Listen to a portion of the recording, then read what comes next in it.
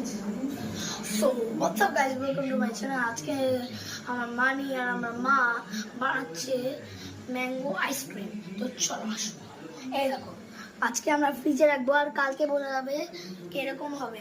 আগে আমরা টেস্ট করে দেখবো, তারপর বোঝা যাবে কিরকম হতো। এই দেখো এখন কিশমিশ হচ্ছে।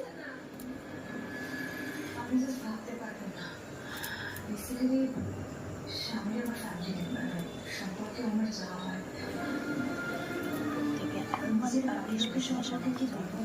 ওপরে থেকে অ্যালমন্ড আর কিশমিশ মেশানো হচ্ছে।